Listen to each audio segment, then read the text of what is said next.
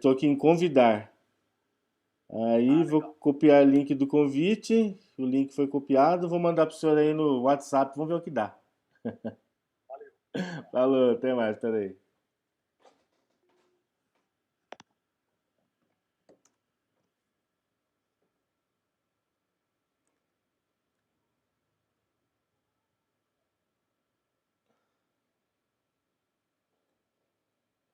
Vamos lá.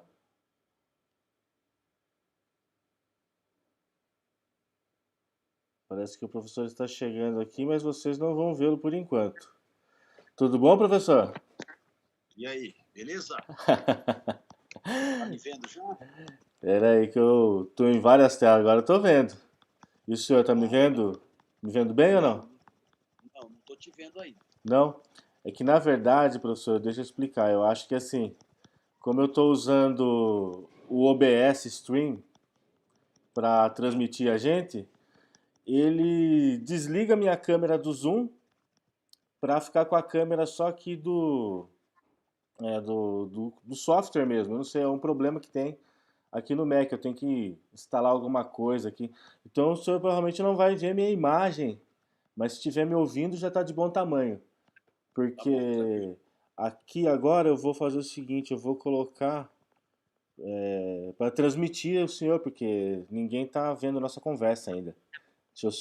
só ajustar aqui e já peço desculpa desde já, viu, por essa. E é isso, tá ótimo. Porque a gente está iniciando nesse mundo das transmissões. Deixa eu ver se eu acho aqui a tela agora do Zoom. Finder, Google Meet. Aqui, achei. Aí, vamos lá, deixa eu acertar. Aí. Agora eu acho que todo mundo está vendo a gente ao vivo já. Tá vendo a minha fisionomia, porque como eu disse aqui ao vivo eu tô aparecendo. E tá vendo o senhor, que é mais importante, que é o entrevistado. Tudo bem, professor Daniel Lopes? Agradeço por ter atendido ao meu chamado aí para a gente conversar um pouco sobre política, sobre, sobre o país em que vivemos. O senhor falar um pouco aí também do senhor, seu trabalho, suas aulas. E eu acho que eu chamo porque eu sou um estudante, um eterno estudante que gosta, que quer aprender, saber, conhecer sobre as coisas. Então eu sempre falo para as pessoas, ó, na dúvida chame especialista. Toda área tem o seu especialista. A gente não precisa conhecer sobre tudo. A gente tem que ter gente próxima, que a gente confie e principalmente que entenda, né, das questões de hoje em dia de sociedade, de direito, de justiça e tal. Então, o senhor é um professor é, psicanalista, professor de sociologia, né? Então, tem know-how, tem conhecimento para falar sobre a gente. Tudo bem, professor? Desculpa, eu falei demais, queria que o senhor se apresentasse aí, falasse um pouco sobre o senhor, sobre a sua profissão. Tudo bem?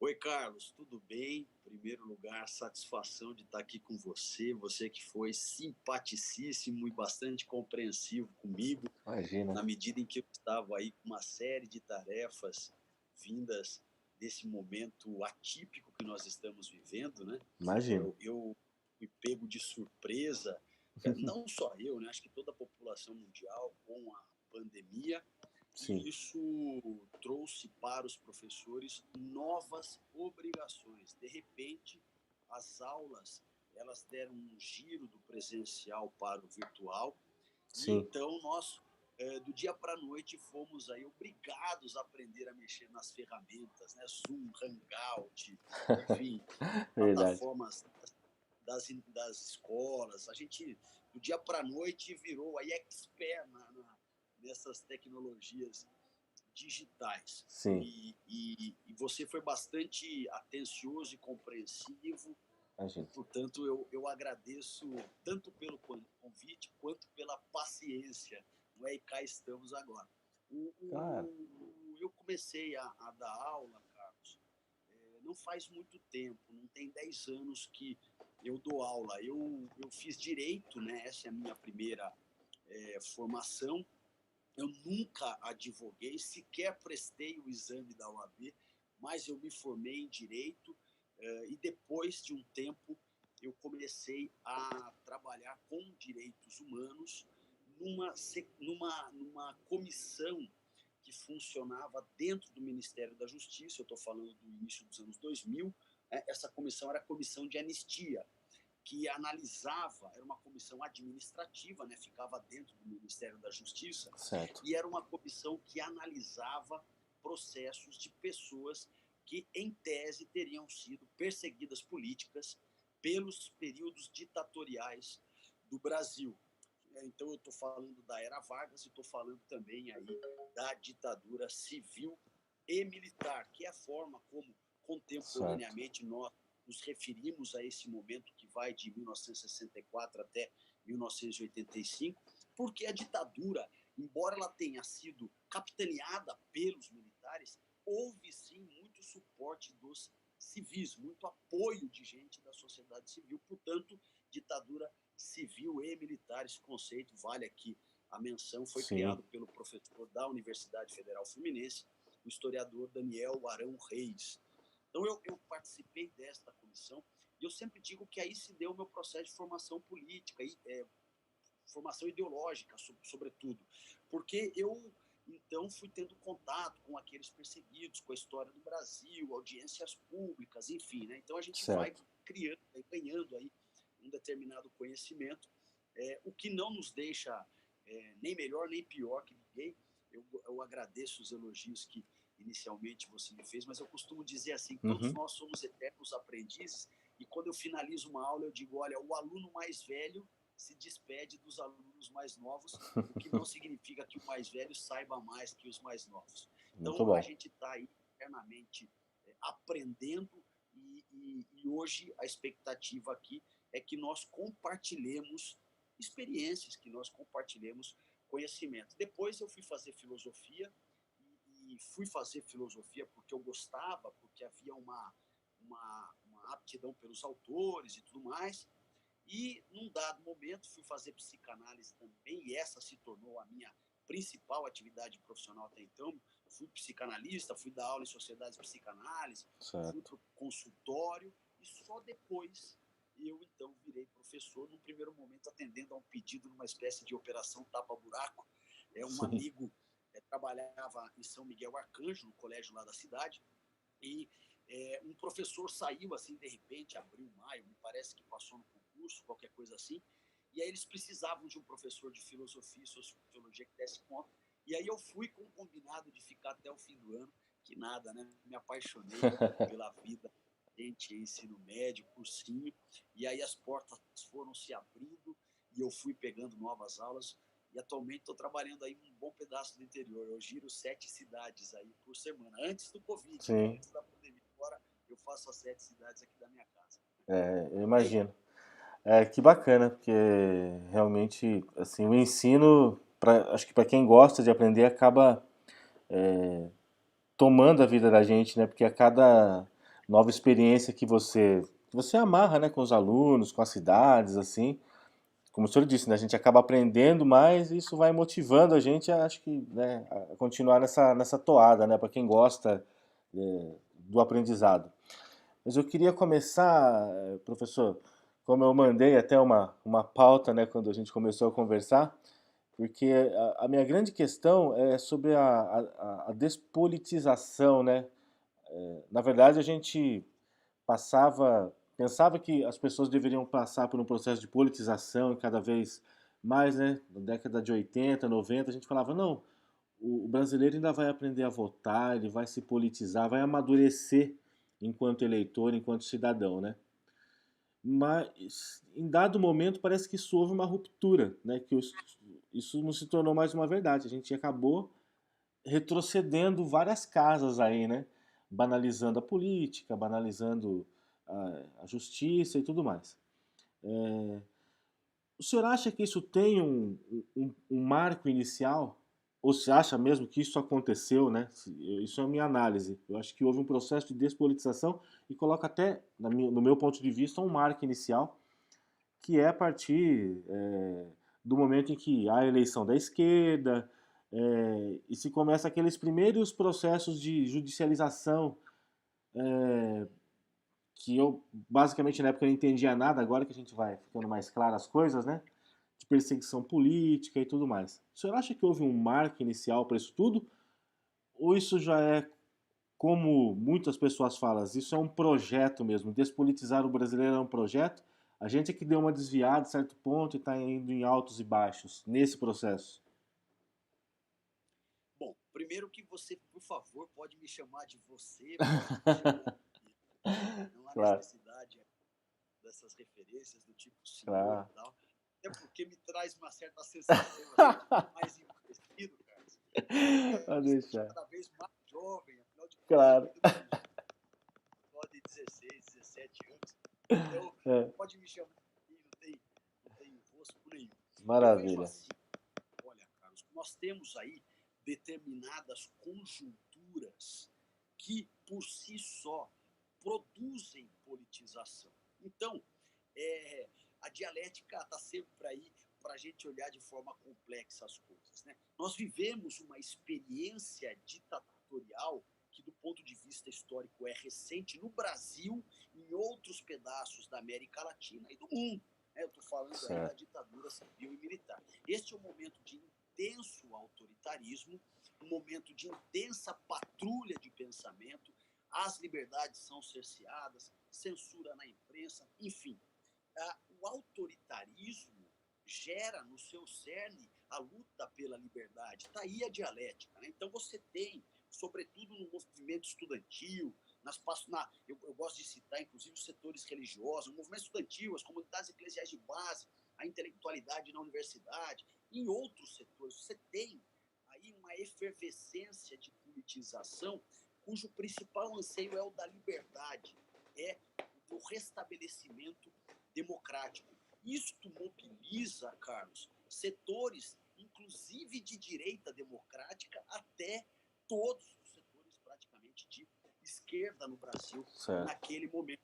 Então, o movimento das diretas já, enfim, as passeatas, enfim, se você for para o mundo bipolarizado, Guerra Fria, Uhum. havia, por um bom tempo, né, um mundo que te apresentava duas propostas de organização de sociedade. De um lado aí, né, o capitalismo, de outro lado aí, experiências socialistas que nunca alcançaram aí o chamado comunismo, que hoje é tão alardeado de uma forma pejorativa, né, no Sim. sentido de tentar criminalizar, criticar as pessoas, mas o fato é que você tinha um momento em que a própria conjuntura te levava a uma certa politização. Né? Depois, o Brasil ele é redemocratizado, né? Nós temos aí já uma primeira experiência de impeachment, né? Toda uma Sim. população aí mobilizada para poder dizer o que pensava, toda reprimida do ponto de vista das liberdades, e que vem aí naquela primeira eleição depois, na luta pelo impeachment do Collor, vê aí mais um momento de explosão, de politização e daí por diante. Agora, de lá para cá, o que nós temos? Do ponto de vista internacional, nós temos aí, simbolicamente falando, com a queda do Muro de Berlim, nós temos aí o fechamento prático de uma experiência alternativa, né? O chamado socialismo real, de uma forma geral, ele deixa de existir. Ao mesmo tempo, há naquela altura, uma certa uma certa consolidação temporária da democracia. Então eu já tenho democracia, eu tenho uma certa desilusão ideológica, idealista, sobretudo, e outros fatores que vão criando as próprias vitórias eleitorais de setores de centro, do centro progressista, da esquerda. Isso vai criando um caldo meio de limbo de politização.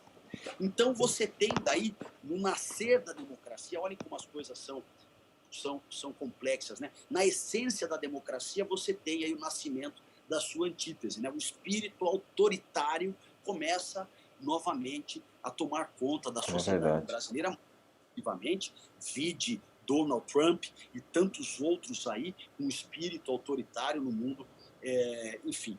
Então você tem aí uma certa gestação desse espírito autoritário que desemboca na eleição de Bolsonaro. E aí Sim. você tem de novo uma certa aí gestação de politização no campo democrático. Eu gosto de falar campo democrático porque não é justo a gente falar também que toda a direita no Brasil é autoritária, né? Há Verdade. setores da direita que estão aí afinados com a democracia, que inclusive no segundo turno foram de Haddad, né? Não Sim. foram com o Bolsonaro.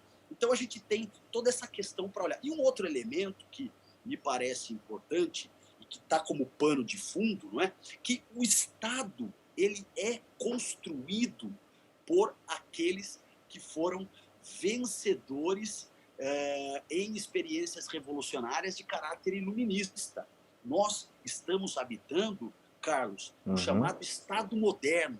Esse Estado moderno, ele carrega em si todos os paradigmas iluministas. E nós sabemos que o iluminismo era a ideologia de uma determinada classe social chamada burguesia. São os primeiros capitalistas, não é? Sim. Que vão fazer a revolução, sobretudo a grande revolução é a Revolução Francesa de 1789, e radicalmente transformar aquela sociedade que vai servir depois de referência para todas as outras sociedades modernas. Isso significa Sim. o quê? Que é uma substituição de uma experiência feudal por uma experiência capitalista, moderna, liberal, com parlamentarismo, sobretudo.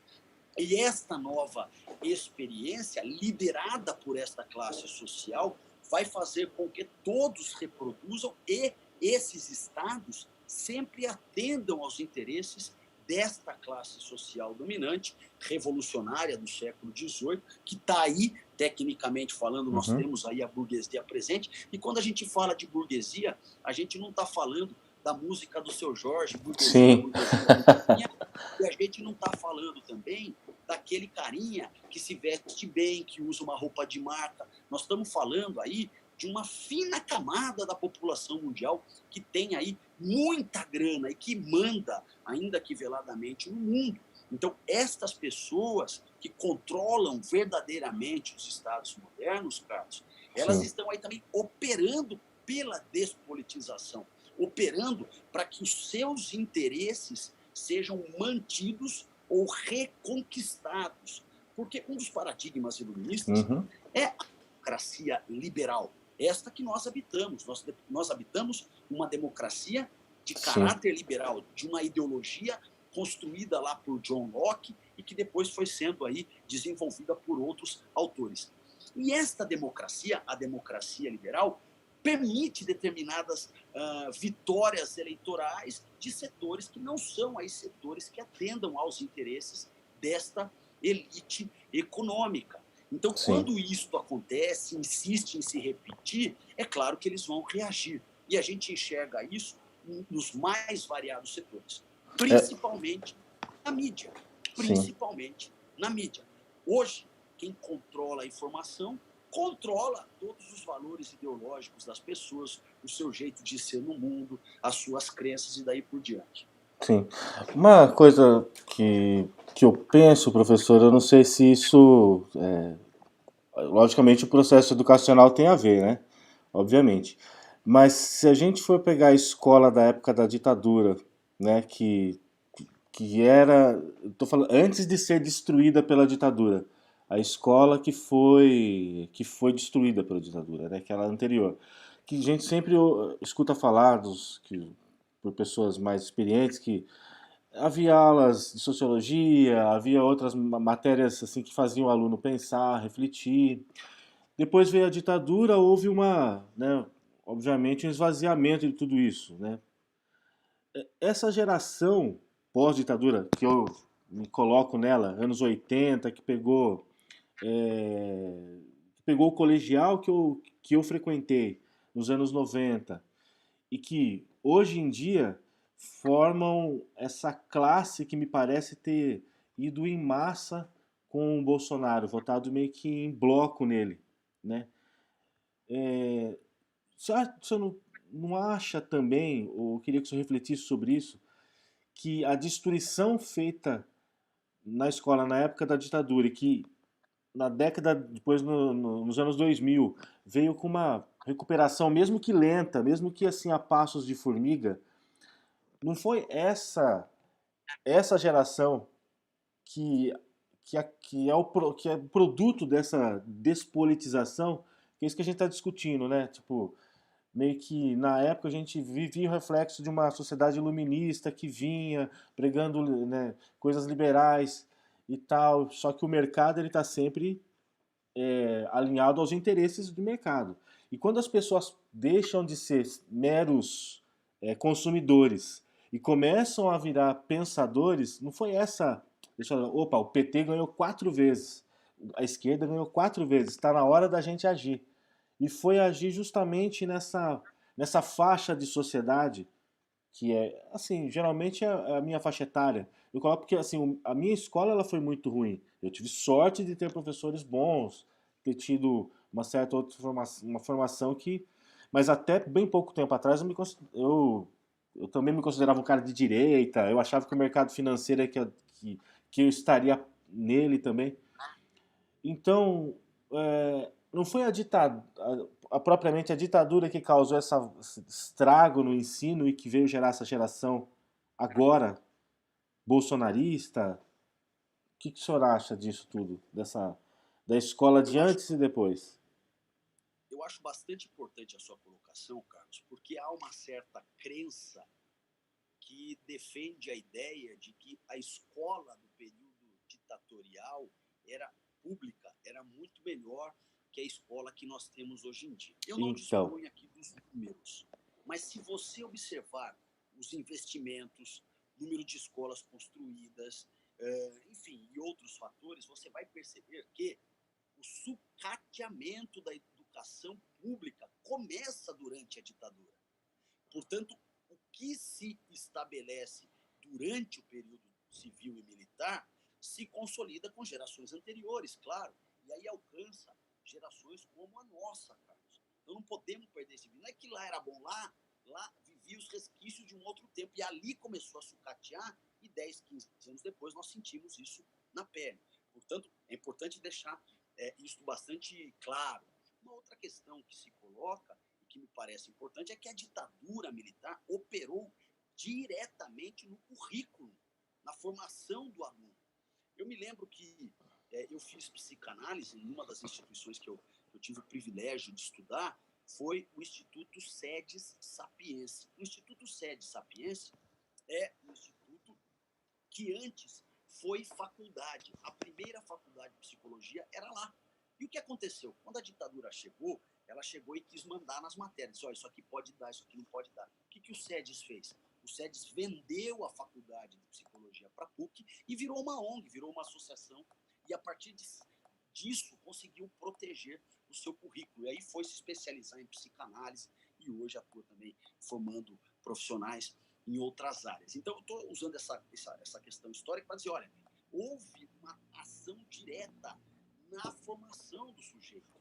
Então, o sujeito que antes tinha matérias mais reflexivas, como filosofia, sociologia, etc., de repente ele passa a ter OSPB, de repente ele passa justamente. a ter educação moral e cívica, né? O cara aprende a cantar o hino à bandeira, hino não sei o quê, ele sabe todos os hinos, ele senta em fileira, simulando ali as tropas, ele senta em fileira e assim ele vai viver dentro de uma perspectiva de muita disciplina e de pouca reflexão. Não é? Eu Uhum. peguei ainda um pedação disso. E filosofia e sociologia, Carlos, voltaram à matriz curricular apenas em idos dos anos 2000. Portanto, nós estamos Certo. falando aí, sim, de praticamente 1,5 ou 2 gerações que não tiveram a oportunidade de estudar estas matérias. E olha só, eu costumo trabalhar isso com os meus alunos, né? Porque os meus alunos têm como pais aqueles que não tiveram esse tipo de matéria. E por não terem esta experiência, a primeira resposta é na direção da desqualificação. Filosofia serve para quê? Sociologia serve para quê? Essas coisas não servem para nada. Justamente. Então, nós vamos estudar isso por quê? Os caras nunca tiveram, não é? Então, como é que eles vão saber? Então, eu faço essa discussão com os alunos, que é necessário que a gente rompa com esse tipo de senso comum. E a nossa própria sociedade precisa encarnar esse espírito crítico. Começa na escola, na sensibilização do dono da escola, quando se tratar de escolas privadas, na sensibilização dos coordenadores, dos diretores das escolas públicas, de potencializar, de anabolizar as aulas de filosofia, as aulas de sociologia. Porque é só assim que a gente cria um indivíduo mais crítico, mais reflexivo e daí por diante. Uma outra questão aí de senso comum que aparece quando citam, sobretudo as humanas, né, Carlos? Isso. É tudo comunista, é tudo doutrinador, esses caras não querem ensinar ninguém a pensar, eles querem ensinar uma ideologia. Então, assim, você tem toda uma caracterização destas matérias, destas formações, que muitas vezes inviabilizam a própria formação concreta. Né? Eu dou aula de Platão, eu dou aula de Aristóteles, eu dou aula de Heidegger, eu dou aula de Sartre e eu também dou aula de Marx. Marx é mais um na multidão. Sim. Temos aí os grandes pensadores colocados, mas fica aquela peste. Não, é coisa de comunista, acabou isso. Né? E uma outra questão que a gente vê entrando hoje em dia dentro de uma retórica muito malandrinha, muito sutil, muito espertalhona, que é a censura. Né? Hoje, sim, muitos dos meus colegas, Carlos, têm medo de dizer o que pensam em sala de aula, porque isso pode afetar a possibilidade de uma acusação de doutrinação, de uma acusação de manipulação. Nós sabemos que a Constituição de 1988 garante a liberdade de cátedra. E o que é a liberdade de cátedra? É o professor poder falar aquilo que ele pensa em sala de aula, desde que embasado cientificamente. Porque nós não estamos numa escola dogmática, nós estamos numa escola crítica. O aluno, ele não é formado só por um professor. O aluno tem toda a sua construção subjetiva formada por este professor, por outros professores, pelo pai, pela mãe, pela avó, pelo professor de futebol. Todos os atores sociais vão constituindo subjetivamente a gente. Portanto, não há o que se falar nisso. E, lamentavelmente, a gente vive esse momento. Imagina assim, professores constrangidos, amedrontados, muitas vezes, de poder ensinar.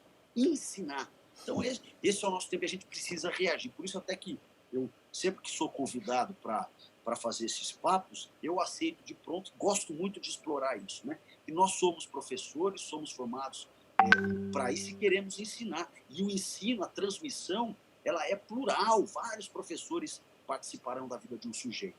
Portanto, não há o que temer. Né? E mesmo legalmente, aí a liberdade de cátedra nos protege. Portanto, os autoritários, os patrulheiros, esses precisam ser combatidos e denunciados destemidamente. Sim, porque hoje mesmo eu estava vendo um debate, professor, sobre uma questão, isso que a gente está conversando. Aliás, é até meio que piada, né? Houve um debate num novo canal daquele jornalista Lacombe, se não me engano, eu não sei o nome dele, entre Alexandre Garcia, Caio Coppola e Lacombe, né? E uma das reclamações dessa ala dita conservadora é que as universidades, as mídias, tudo foi dominado por comunistas, né? Por gente de esquerda, né? Que as universidades do Brasil estão todas aparelhadas, é tudo gente de esquerda.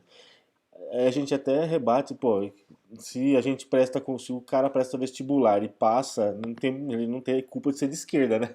Então só a esquerda passa no vestibular.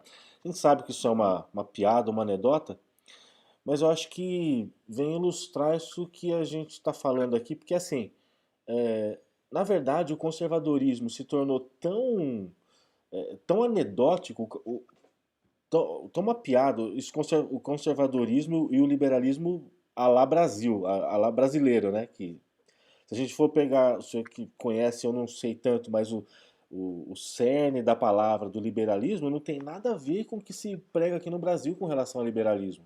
Pelo menos, pelo que eu entendo, depois eu gostaria que o senhor explicasse mais sobre isso, se puder. Então, quando eles falam que a escola e a universidade está dominada pela esquerda, quer dizer que assim as ideias deles são tão estapafúrdias que não combinam nem com o liberalismo clássico, se a gente for ver bem, não combinam nem com o conservadorismo, né? O fato deles falarem que que, na verdade, nada corrobora com o terraplanismo que eles pregam, né? Acho que é mais ou menos por aí, né? Porque eles cobram um espaço dentro das escolas, dentro da mídia, que eles não estão conseguindo porque as ideias são malucas. É que nem o Bolsonaro. Nem a direita consegue, a direita sensata, consegue mais acompanhar ou defender as ações do Bolsonaro, que até tá mais do que para a extrema direita, né? Tá para a extrema loucura. Então, eu queria que o senhor refletisse um pouco porque apesar da mídia, até já começou a falar sobre isso, ser capitalista é, e sempre em direção ao poder do capital, ela vira e mexe é confundida com estar apoderada pela esquerda. Seria a mídia convencional? Ela age de acordo com a convenção? Ou seja, estava amarrado com o governo Lula porque tinha subsídios financeiros e tal. Depois rompe com o Bolsonaro, quer dizer, depois se amarra ao Bolsonaro porque queria derrubar o PT. Depois desvencilha-se do Bolsonaro e a justiça a mesma coisa. Há como é que se diz? Essa teoria da conspiração, uma hora para um lado, outra hora para o outro, que uma hora as pessoas de direita falam, ah, mas só tem cara de esquerda agora na Globo, né? Todo mundo é de esquerda. E em dado momento é a esquerda falando que a direita tá que domina. Esse dilema é explicado do como? Pela Então, eu convenção acho da que mídia? aí nós temos realmente, né, uma espécie de chapação por parte de setores da sociedade que acabam classificando com as expressões inadequadas determinados comportamentos. Resgatando a questão do comunista, virou palavra fácil na boca do cidadão despolitizado que acha que entende alguma coisa, fundado, como a gente vê os memes no Facebook, fundado pela universidade do WhatsApp. Mas Até assim, se eu puder nós aprofundar um pouquinho nisso, você falou de comunismo, né? Explicar para as pessoas o que é, a raiz do comunismo, o que ela prega, o que ela diz. Que na verdade, como o senhor falou de Marx, né? Se a gente pegar o Marx, assim como a Bíblia, e transpor para cá, pegando ela ao pé da letra, obviamente nada vai ser muito lógico, né? Se pegar falar de ditadura do proletariado hoje em dia, ou de qualquer coisa nesse sentido. Então há que se fazer um, uma, um transporte contextual para a nossa época. Eu queria que o senhor falasse um pouquinho dessa questão de ser de esquerda, de ser comunista, e aí já seguindo. tá. Vamos começar então com a questão da mídia. E Isso. aí eu chego na. Opa! Ah, não acredito que o professor Daniel caiu da nossa ligação. Um minutinho só, pessoal. Vamos lá. Deixa eu voltar aqui. Chamar o professor, chamar o Daniel aqui. O papo tava bom, não pode parar.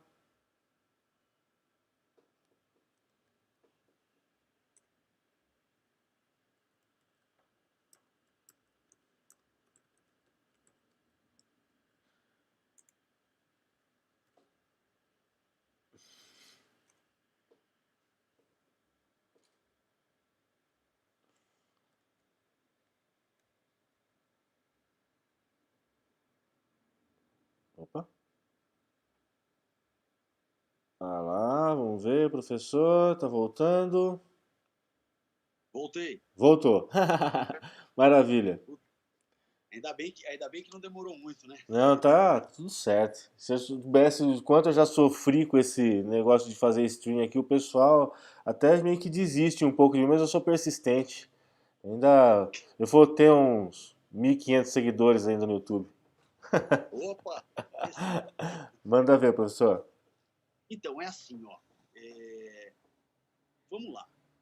A ditadura civil e militar distribuiu concessões de TV, canais de TV.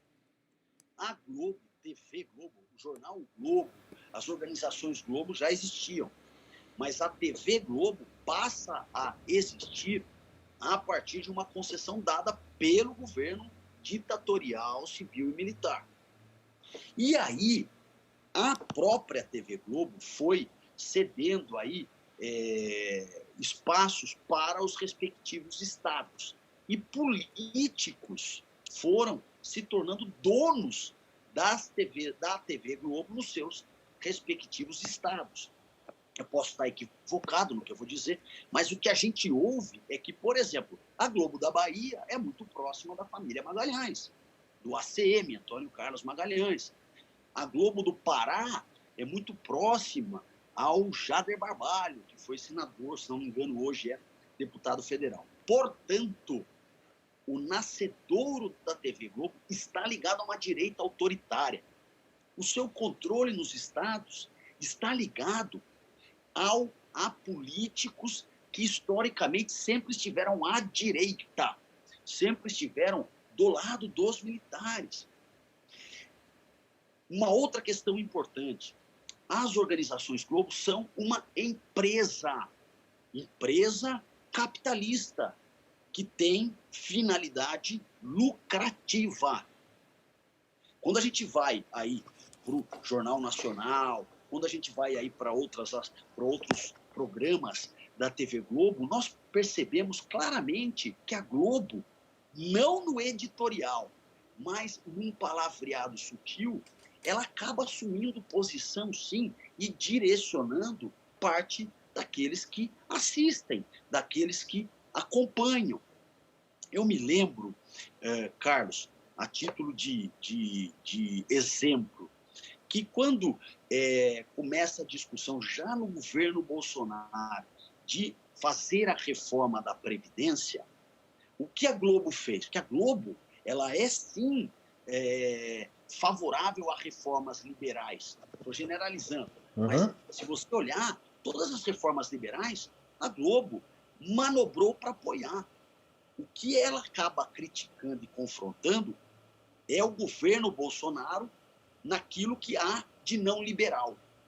Mas as suas reformas liberais, o próprio Paulo Guedes, as discussões econômicas, pode reparar, tem uma proteção, tem uma blindagem. O enfrentamento se dá com as posturas que estão para além da linha liberal.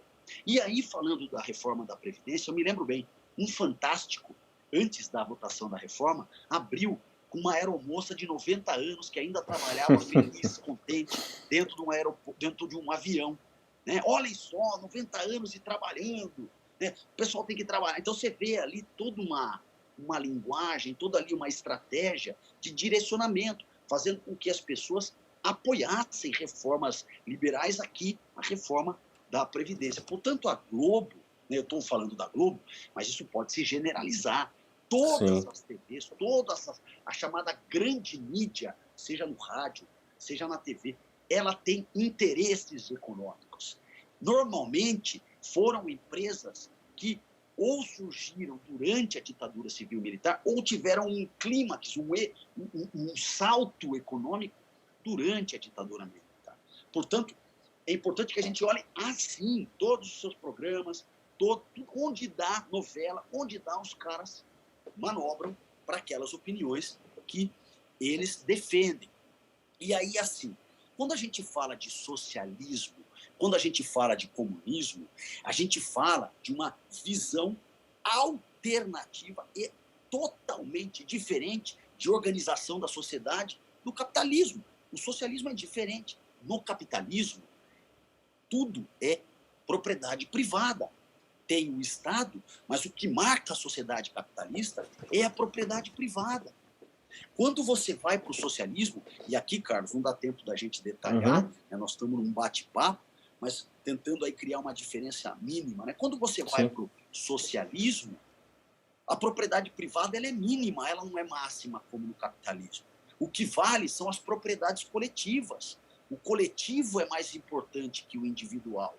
Se na sociedade capitalista se almeja lucro, na sociedade socialista não se pensa em lucro. Se na sociedade capitalista há diferença de classes, há ricos e pobres, classe média, etc., na sociedade socialista, a expectativa é que haja a eliminação de classes, que todos vivam de forma justa, igualitária e fraterna. Haveria, no socialismo proposto aí por Marx, uma revolução, um levante revolucionário protagonizado pela classe operária.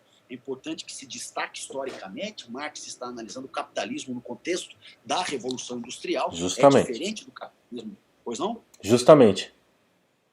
É o capitalismo da Revolução Industrial. Então, naquele momento, Marx vai dizer, né, olha, os proletários, né, o proletariado é a classe revolucionária que vai derrotar os burgueses e instalar a sociedade socialista como etapa intermediária. E aí vem a ditadura do proletariado. Agora, reparem numa coisa que também de forma equivocada ou de forma espertalhona usam, e não é questão de fazer propaganda, aqui é a defesa da construção intelectual, é a defesa da ciência. Quando Marx está falando de ditadura do proletariado, o Marx não está falando de uma experiência autoritária.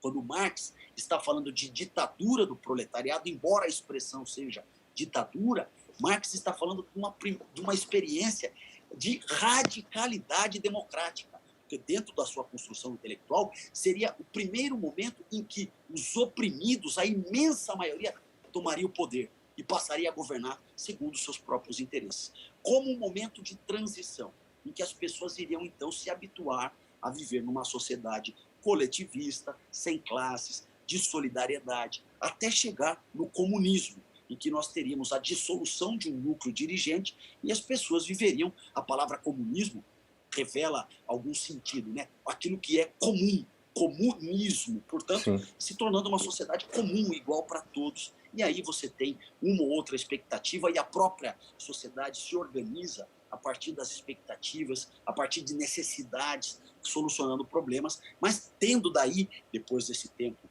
prévio, a marca da solidariedade, da ausência de classes, daquilo que é comum a todos. É importante que se diga que o chamado socialismo real existiu, o socialismo real existiu sobretudo lá na União Soviética, e aquilo que foi visto na prática, na realidade, é bastante diferente do que foi construído teoricamente, e nós não vivemos nenhuma experiência comunista.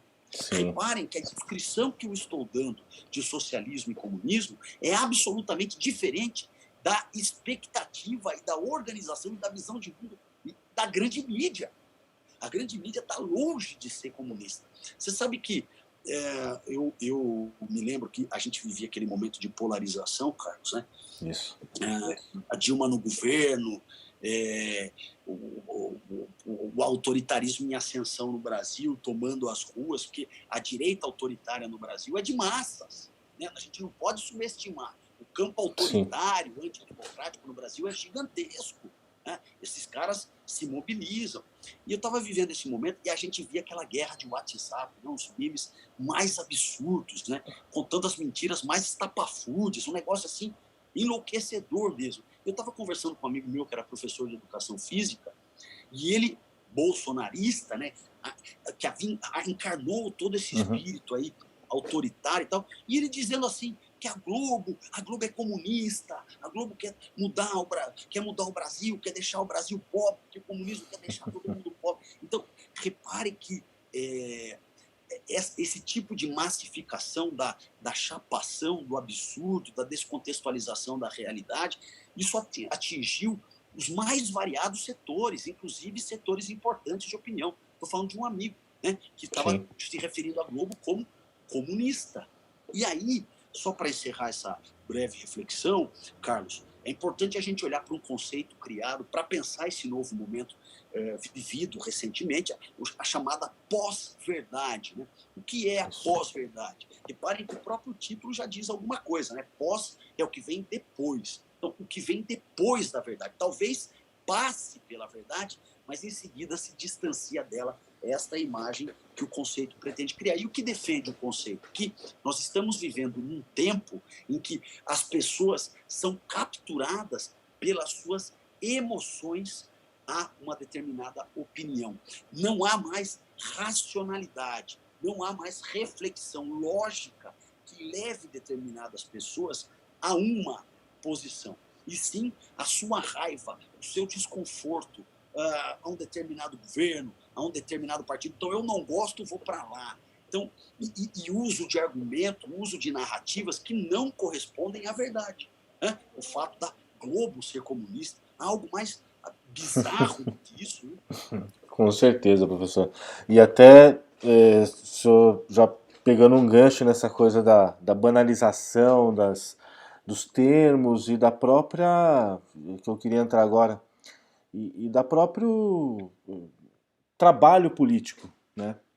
Uma coisa que eu sempre, isso aí é um pensamento meu, vamos tentar refletir sobre isso, é que assim, as pessoas foram levadas a crer que política nem exatamente é um trabalho, assim, é uma profissão ou algo que a pessoa teria que passar por um processo preparatório, de estudo, né, de experiências, para daí se tornar um político, né? Acho que muito levado por aquela falsa imagem do Lula ser uma pessoa humilde, simples, que chegou lá, nunca estudou, tudo mais. A esquerda sempre é estereotipada assim, né? Tipo, ah, mas o grande líder da esquerda de vocês, que é o Lula, nunca passou por uma escola, chegou à presidência, agora vocês querem falar do Bolsonaro, que ele é burro e tal, não sei o quê.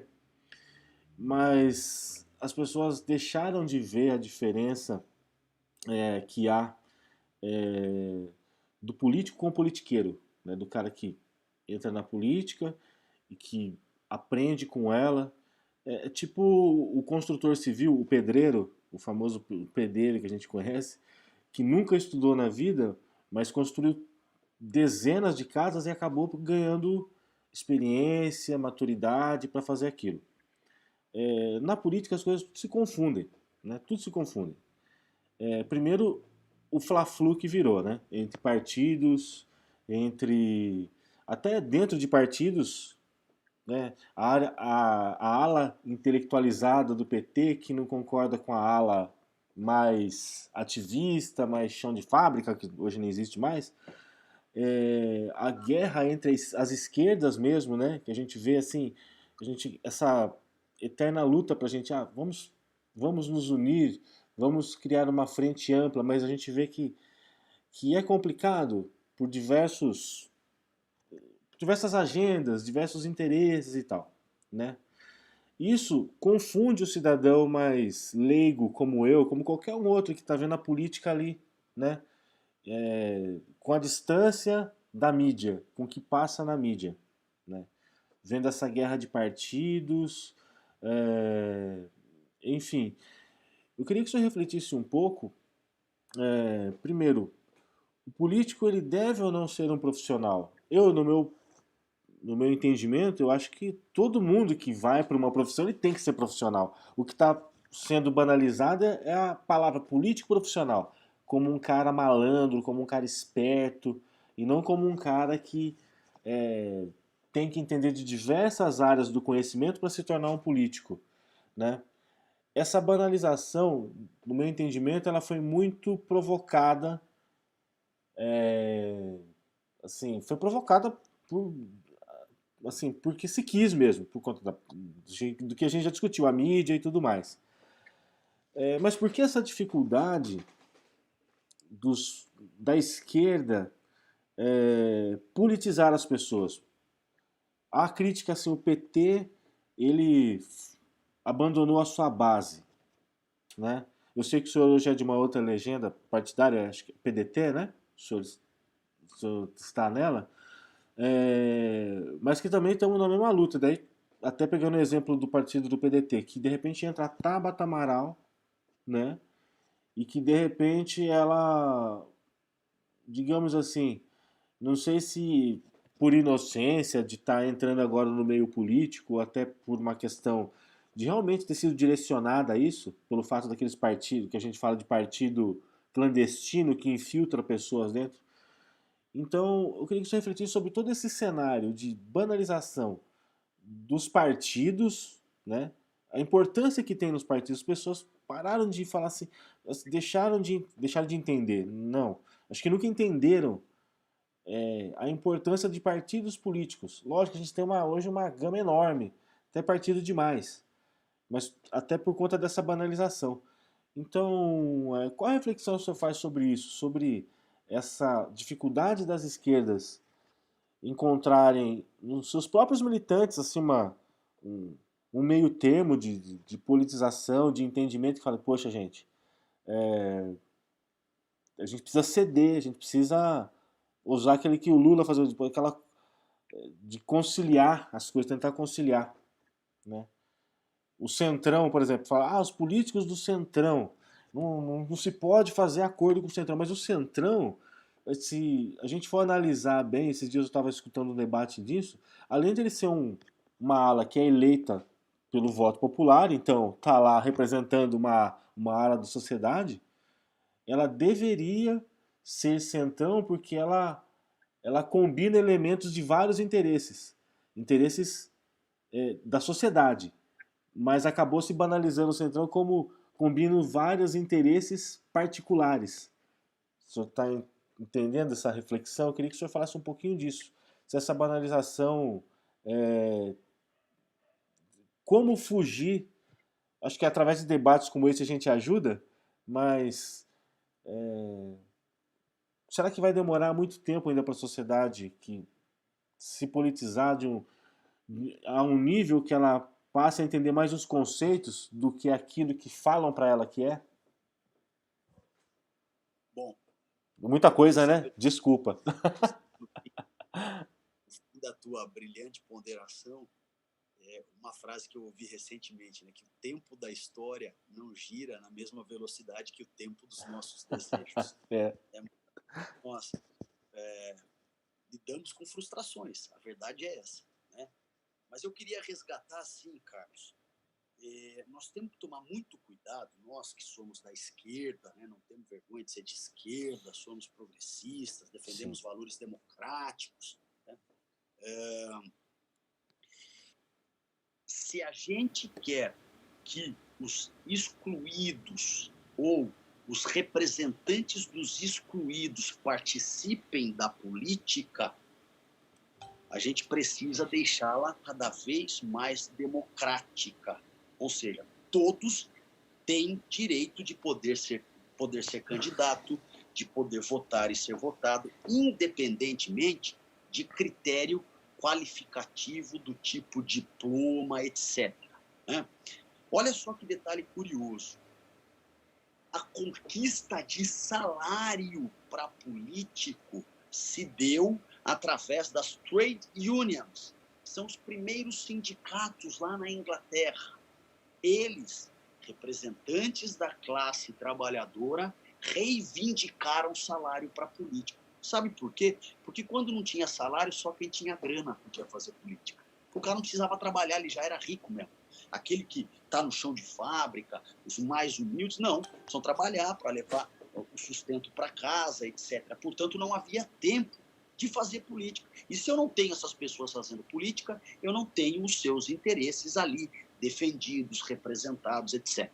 Então, o caminho para a chegada a determinados cargos é um caminho estritamente eleitoral. A gente não pode perder isso de vista, ainda que haja no Brasil determinados critérios, né? Limite de idade para você poder disputar uma determinada candidatura e tal. Mas nós não podemos elitizar. Se a gente elitizar, olha, só pode quem tem mestrado, só pode se você topar que seja de graça. Se a gente entrar nessa discussão, Carlos, a gente vai atender aos interesses de uma elite que pretende preservar e ampliar os seus interesses. Então, nós temos que tomar muito cuidado com isso. Uma outra questão é a seguinte, né?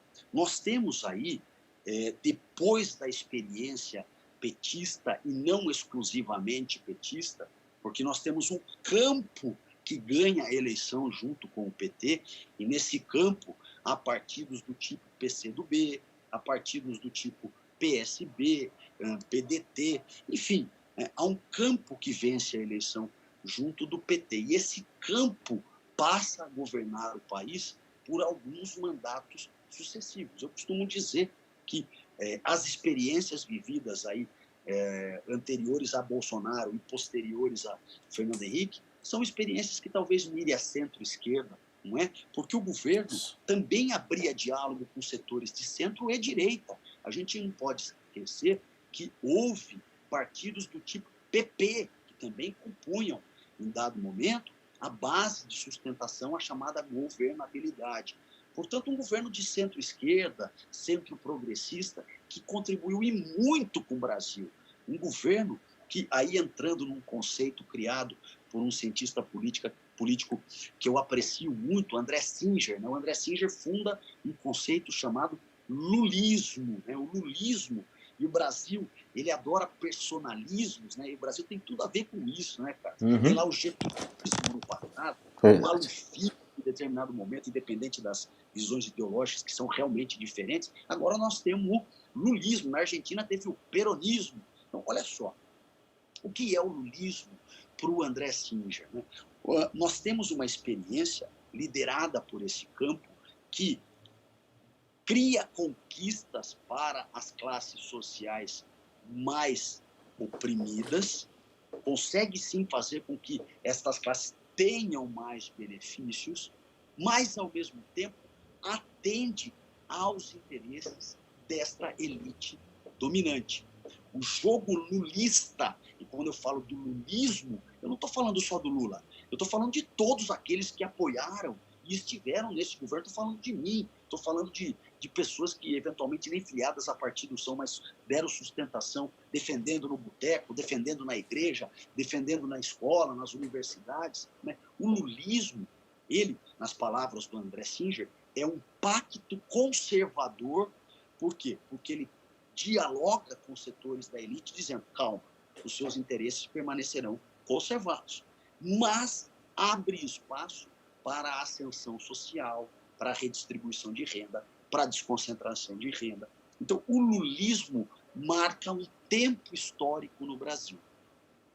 Quando o lulismo deixa de existir, e eu diria que o lulismo, enquanto prática, ele vai se dissolvendo logo no final, para o início do segundo mandato, do final do primeiro para o segundo mandato da Dilma, né? Sobretudo no início do segundo, quando você já tem a chegada do Joaquim Levy, um liberal declarado para a economia, toda uma remodelação assim, que sinalizava uma guinada, sobretudo do ponto de vista econômico, uma guinada do governo mais à linha liberal. Né? Então você já tem aí um processo de dissolução do lulismo.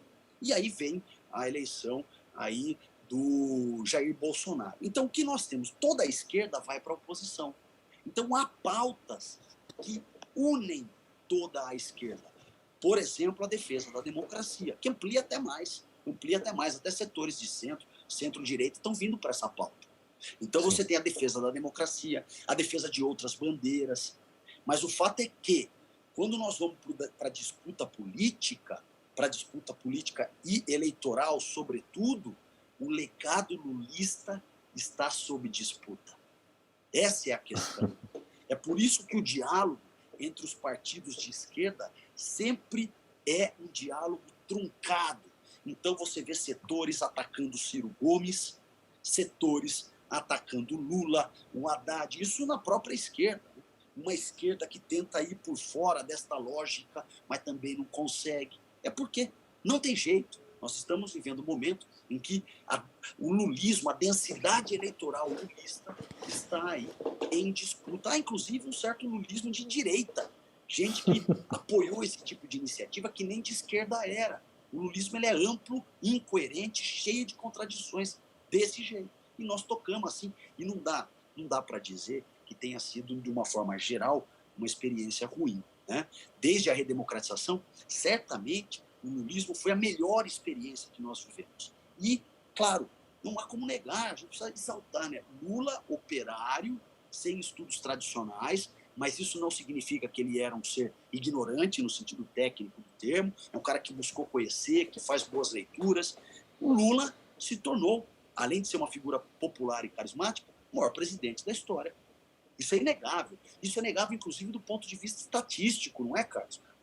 O cara saiu do governo com aprovação de mais de 80%.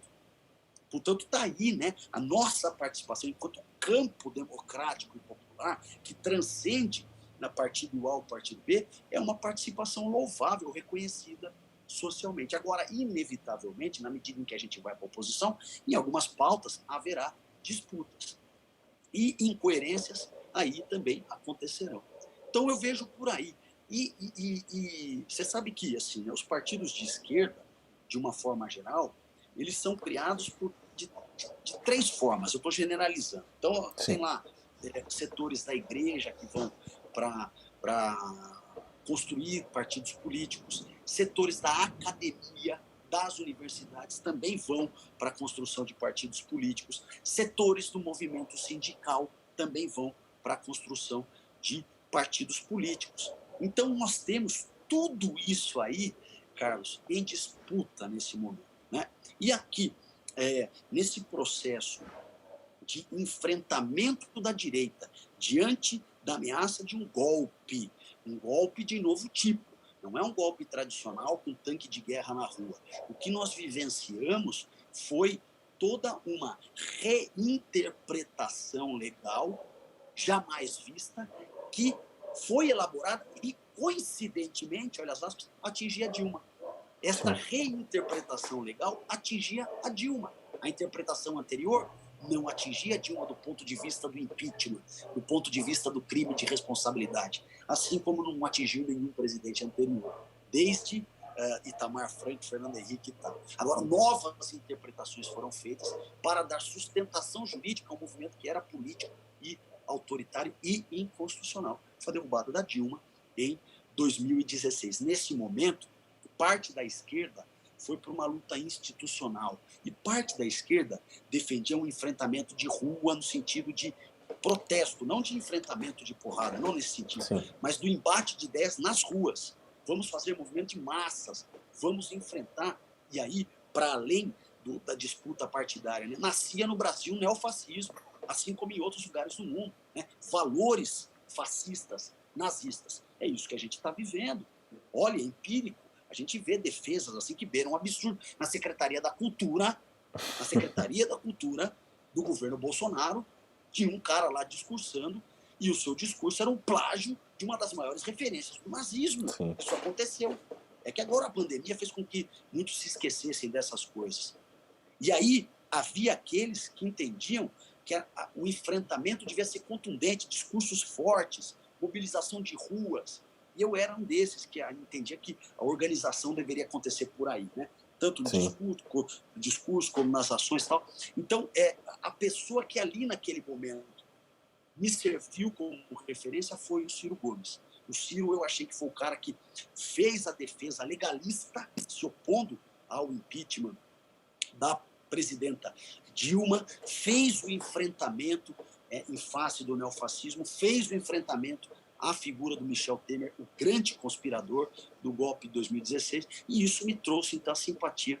E aí a gente vai estudando, vai lendo, né? Fui entender o que ele chama de Plano Nacional de Desenvolvimento, comprei o seu livro que discute, inclusive, as concepções modernas dentro daquilo que ele crê, de direita, de esquerda, enfim, qual o papel do Estado, qual o papel de uma economia desenvolvimentista, e por aí eu fui sendo, então, capturado por essas ideias e decidi que ia participar desse movimento. Também entendo, o Carlos, que é necessário caminhar, né? O comunismo foi um movimento histórico importante, inegável, e a vida segue, Está aí o Bolsonaro, com toda a pandemia, com toda a economia em frangalhos. Antes do Covid-19, a economia já ia mal.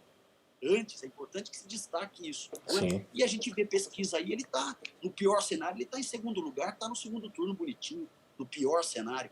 E aí a gente vê empate praticamente técnico na margem de erro entre Ciro e Haddad. Então repare que as coisas aí estão sob ameaça, né? O legado autoritário, neofascista no Brasil tem fôlego ainda. Então a gente precisa aí saber enfrentá-lo da melhor forma. Então é um pouco disso.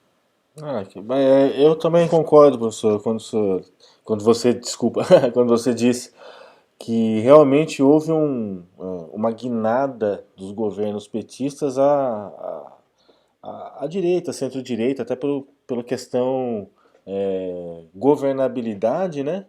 E também porque acho que a maioria dos cargos já deviam estar ocupados por membros de PMDB ou partidos do centro fisiológico, que aí é aquela coisa, né? Depois que você infesta o governo com figuras das mais variadas possíveis, já fica, acho que se perde o controle de tudo, né? Então houve uma conciliação em que a esquerda, no caso o PT e partidos de esquerda que estavam naquele bloco, foram engolidos, né? pela próprio pela própria armadilha. Armadilha, eu não sei se é armadilha, mas é aquela coisa de você dar autonomia para a justiça, aquela coisa toda que a gente sabe que foi extremamente benéfica para o combate à corrupção, porém empoderou gente que não poderia ser empoderada e que ultrapassou todos os limites da razoabilidade no que diz respeito à justiça. E concordo com o senhor também no sentido de dizer que é preciso superar essa, essa questão. Eu sou petista, mas é preciso superar essa coisa de que o PT seja o único a governar e que a esquerda tenha uma figura mestra, né? A gente precisa de novos líderes, acho que essa diversidade é muito boa.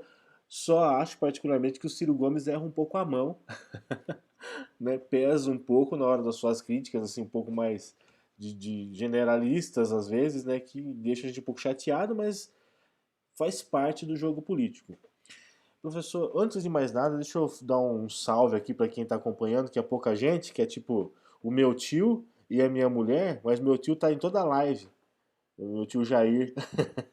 Eu dou um abraço aqui para ele aqui e falar, pô tio, legal, obrigado por você estar acompanhando e falar que o som tá baixinho, mas dá para ouvir. Então, maravilha. É bom ter gente da família, né? É Sempre dá. claro, e depois a live fica à disposição, mais gente vai assistindo também. Não, e se a gente não conseguir fazer a nossa mensagem chegar dentro de casa, vai chegar onde, né? Então, uma coisa que eu falo, acho que o objetivo do meu canal, de tudo isso, é principalmente fazer aquele processo de conscientização, de debate, de conversa dentro da minha família, dentro dos próximos. Porque essa turma não tem acesso, às vezes, às pessoas, aos canais, ao, ao conhecimento que a gente tem, né? Aos professores que a gente tem acesso, porque são outras vidas. Então, a gente, de certa forma, acaba se tornando um, um ponto de informação, não diria referência, mas um ponto de informação dentro dos próximos. E aí acho que a gente consegue ir levando a mensagem, né? Porque se a gente for esperar todo mundo assistir, sei lá, 10, 20 canais de política como eu, que eu gosto de assistir, como eu gosto de ler, ninguém tem essa obrigação, né? Então, acho que a minha função é essa, tentar politizar não, mas tentar informar, levar o debate, as pessoas que eu conheço, que eu acho que tem alguma coisa interessante para falar para os meus próximos. Se quanto mais gente for atingida, melhor. Professor, para não tomar tanto seu tempo, sei que a gente já passou aqui de 1 hora de live.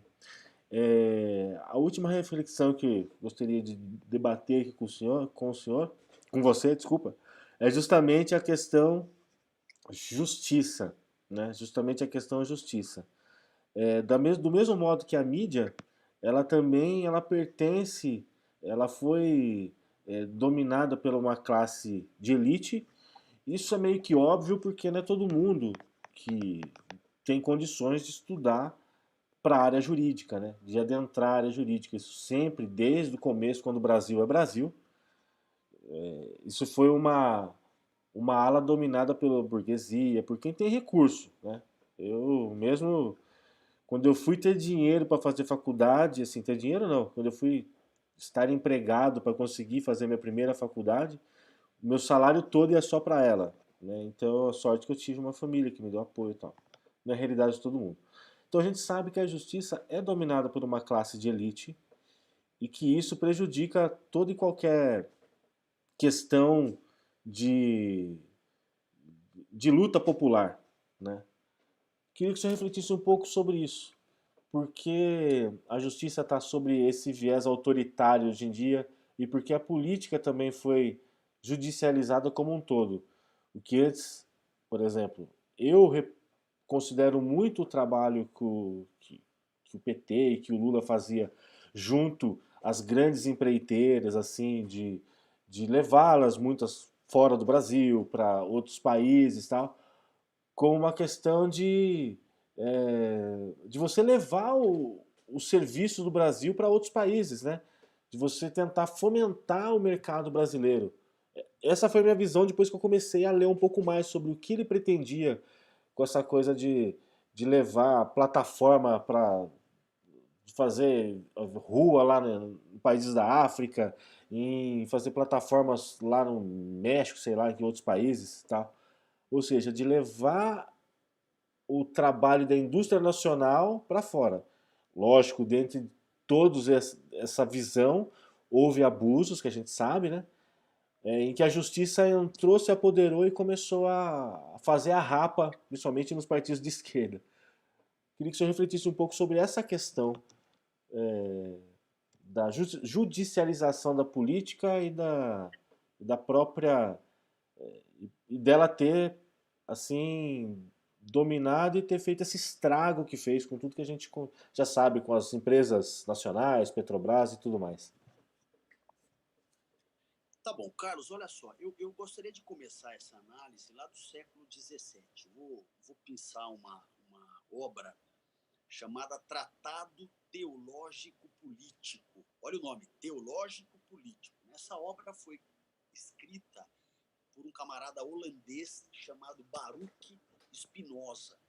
O Spinoza, nesta obra, dentre outras coisas, ele defendia ali, no século XVII, e qual é esse momento? É o momento das monarquias absolutistas.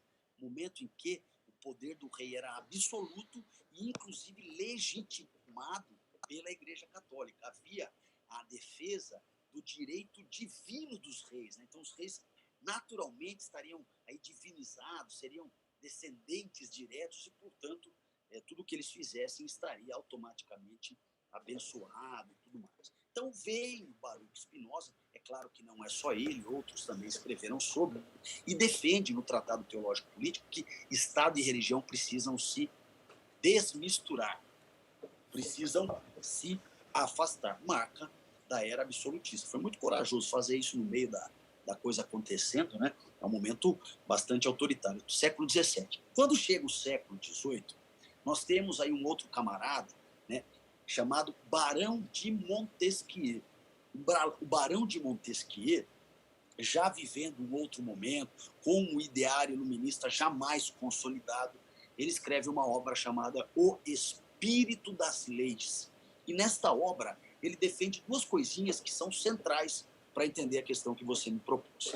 A primeira é que o Estado moderno, este fundado, sobretudo a partir de 1789, com a Revolução Francesa, estaria posicionado primeiro com uma lei maior de todas, uma lei que seria maior, inclusive, que o rei, se houvesse rei. Veja que no momento anterior, no chamado absolutismo, a monarquia absolutista, o rei era a lei, o rei é o Estado. Agora não. No Estado moderno, o Estado se rege por uma lei e todos obedecem a essa lei maior, inclusive o rei.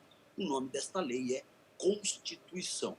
Brasil, Estados Unidos e a maior parte dos países do mundo se regem por uma Constituição, a chamada Magna Legis, a lei maior, não é? Então, se você tem, de repente, no município, uma lei que seja incoerente com a Constituição, nós chamamos essa lei de inconstitucional, ou seja, ela não deve existir. E quem vai decidir se uma lei é ou não inconstitucional? Em geral, o Supremo Tribunal Federal é o órgão do Poder Judiciário responsável por isso. Os juízes lá da capinha preta, Gilmar Mendes, Dias Toffoli e tantos outros. Mas voltando.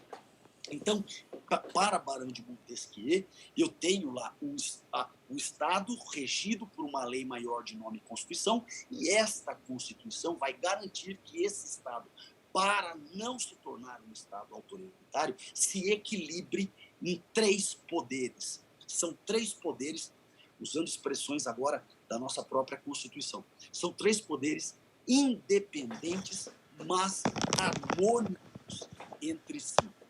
E aí significa o quê? Que esses três poderes estão constantemente se fiscalizando, se freando, não deixando que um se sobreponha aos demais, embora ele tenha uma vida autônoma, uma vida independente. São esses três poderes: o poder legislativo, de uma forma geral, o poder legislativo é aquele que cria e fiscaliza as leis. No município, o poder legislativo é a Câmara dos Vereadores. Lá no estado é a Assembleia Legislativa, onde ficam os deputados estaduais. E em âmbito federal, nós temos duas câmaras do poder legislativo. Nós temos o Senado da República e a Câmara dos Deputados Federais. Aí o outro poder recebe o nome de poder executivo. O poder executivo, regra geral, é aquele que executa as leis. No município, o poder executivo é exercido pelo prefeito, no estado pelo governador e governo federal, presidente da República. E aí nós temos o poder judiciário, que também, grosso modo, é aquele que julga as leis. O poder judiciário é duro a gente citar, porque ele é absolutamente descentralizado, uma salada mista, mas basta que a gente guarde que o mais alto cargo do poder judiciário é, no Brasil, o Supremo Tribunal Federal. Então veja só, o Brasil, se é descendente desse espírito iluminista, e é, sua organização estatal, o Brasil, ele possui uma Constituição, ele possui os três poderes independentes e harmônicos entre si, e daí por diante. A questão é a seguinte: quando um poder começa a ser mais importante, a se colocar mais que os outros dois, nós desconfiguramos o chamado Estado moderno, o Estado este democrático e de direito, e instalamos no seio do Estado moderno um espírito autoritário. Então, sempre de forma sutil, ora mais escancarada, ora menos, nós temos aí o Estado funcionando com linhas autoritárias. E muitas vezes o que tem acontecido ultimamente no Brasil é isso, Carlos. A verdade é essa. Não é? Vamos dar alguns exemplos aqui corriqueiros, mas que dizem muito. Né? Se for pensar a questão das células-tronco, devemos ou não usar células-tronco? Você vê, quem que está definindo isso? Supremo Tribunal Federal, em interpretações da lei e tudo mais. Aborto, quem está discutindo isso, sobretudo? Supremo Tribunal Federal, a legalização do aborto em qualquer aspecto. Hoje o Brasil autoriza o aborto aí, em caso de estupro e gravidez de feto anencéfalo, se não me engano, essa é a expressão. Agora veja, é o aborto ser feito de acordo com a vontade da mulher que se vê grávida e quer buscar assistência na saúde pública. Né? Essa é uma decisão que aí está sendo discutida pelo Supremo Tribunal Federal. Mas eu pergunto, veja, legalização ou não do aborto não deve ser assunto de poder legislativo? Lei que autorize os limites da autorização ou não, ponto. Né? Uso ou não de células-tronco, em quais condições? Isso não é assunto de poder legislativo? Isso é assunto para deputado federal e senador estar discutindo. Não é assunto para Supremo Tribunal Federal estar discutindo. Mas o que vem acontecendo? O Supremo Tribunal Federal vem tomando determinadas decisões que, teoricamente, pelo menos naquilo que eu acredito, não seriam deles. E a partir daí eles começam a se colocar como um poder maior que os demais. Muitas vezes também, Carlos, vamos fazer justiça, né? Muitas vezes porque os outros poderes se omitem. E a omissão dos demais poderes gera no Supremo, no Poder Judiciário, perdão, esta ação constante. Muitas vezes a própria oposição ali no poder legislativo de um governo, está lá então no executivo, né? A oposição começa a judicializar. Judicializar significa fazer processo contra o poder executivo toda hora, contra o prefeito, contra o governador, contra o presidente, só para criar fato político e atrapalhar o governo do camarada. E ao fazer isso constantemente, ela vai provocando o judiciário a falar alguma coisa. E o judiciário vai, então, constantemente decidindo o que o poder executivo pode ou não fazer. E, em alguns casos, pode até extrapolar e alcançar poderes que não são seus, mas sim do executivo, mas sim do legislativo. Então, esse espírito de estar toda hora entrando na justiça, politizando questões através do poder judiciário, é o que nós chamamos de judicialização da política. Então, o poder judiciário ou porque age de forma ativa, ou porque é provocado a agir, acaba se sobrepondo aos demais poderes, inviabilizando essa concepção de Barão de Montesquieu, de independentes e harmônicos entre si, funcionando de forma equilibrada. Isso gera um Estado que parece democrático, mas é autoritário. E muitas vezes a gente vê isso em alguns países do mundo, inclusive no Brasil, não é? Com certeza, professor. Olha, se vou ser sincero, eu teria aqui mais umas. Teria mais assunto aí pra te encher as pacovar, ficar questionando, porque eu gosto da coisa. Mas a gente já extrapolou aqui o horário que eu, que eu me coloquei, né? Falei, putz, eu não posso ficar também, aproveitar aqui do professor, que sei que deve estar pesada a rotina aí, né? Você nem falou, as aulas estão suspensas presenciais, mas aí acaba gerando um acúmulo de serviço em casa, junto com a vida particular que acaba também atropelando a profissional, que a gente está. Daqui a pouco chega minhas filhas aqui e acabou a entrevista mesmo. Então, eu só quero finalizar agradecendo você, Daniel, por ter aí aceitado bater um papo comigo para tirar minhas dúvidas e levar aí até o meu pequeno público, mas um público que gosta de política e se interessa pela informação, trazendo conhecimento que você tem, que, poxa, com certeza nos ajudou bastante. Eu só tenho a agradecer. E falar que assim que tudo tiver normalizado, que a gente tiver de volta aí a rotina, poder receber as pessoas aqui em casa, esse programa ele é feito aqui na minha casa. Então a gente chama a pessoa aqui para tomar um café, né, tomar uma cerveja, conversar de uma maneira. Então, eu já quero convidar para quando tudo isso passar, já convido para vir aqui em casa, tomar um cafezinho aqui no aparelho, que o nome do programa ele faz referência, não sei, eu fiquei sabendo na época de campanha política aqui em Mairink, né, que na época da ditadura tinha aquelas casas onde o povo se reunia para tramar contra a ditadura, então lá era o aparelho. Eu falei, caramba, é perfeito aqui para identificar minha residência, que aqui era mais ou menos assim, que a gente fazia de tudo aqui, reunião política, campanha, ponto cultural, festa, tudo é aqui em casa. Então, agradeço por ter falado aqui comigo. E já sinta-se convidado aí para quando tudo isso passar, vou falar, Daniel, vem aqui nos visitar. Beleza? Olha, Carlos, eu que queria agradecê-lo pelo convite mais uma vez. Foi maravilhoso estar aqui com você. Nós acho que repercutimos assuntos que são importantes Sim. e como é bacana ter gente preocupada com isso, né? A gente precisa ocupar os espaços virtuais, né? E fazer desses espaços de luta ideológica, de politização. Então, eu queria te cumprimentar, dizer que para mim é uma profunda satisfação e foi muito legal o nosso papo. Eu gostei demais e, Poxa, claro, cara. vamos reproduzi-lo aí presencialmente assim que a Vamos. pandemia passar, direto de Mairink para o mundo e será para mim isso prazer, né? Quem sabe até não acompanhamos o nosso próximo papo de uma bela churrasqueira e com Opa! museu, não é? Geralmente é assim, viu? Tudo pra gente aqui é meio que motivo de festa, viu? Eu tenho 4 meninas, então imagina, tudo pequeno aqui é festa o tempo todo, então o povo gosta de vir aqui já por causa disso mesmo. Sabe que chegou lá, sempre vai ter comida, principalmente. Maravilha.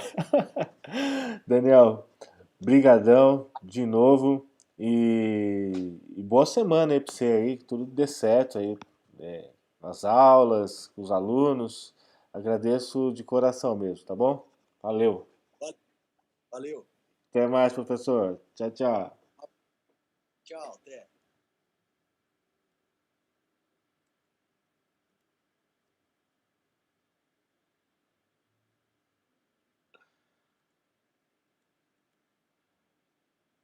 Bom, é isso aí, amigos. Eu já agradeci o professor Daniel.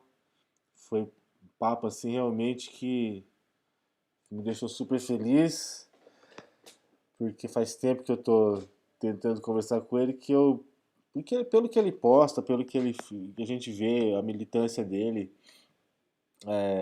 na página e tudo mais, eu fiquei muito motivado a conversar com ele, porque eu adoro bater papo com o professor. Não é por nada não. Eu sempre gostei. Quero aproveitar o finalzinho para falar sobre Lei Aldir Blanc, que se cadastre aí no Cadastro Municipal de Artistas, que está rolando, né? E valeu. Essa foi a transmissão do aparelho pela, pela página, pelo canal do YouTube depois de muito tempo. Isso, e a gente vai fazer mais. Vamos fazer mais sim. Ô, valeu, tio. Valeu, tio Jair. Até mais. Gente, ó, o professor tá me ligando aqui. Vamos lá, deixa eu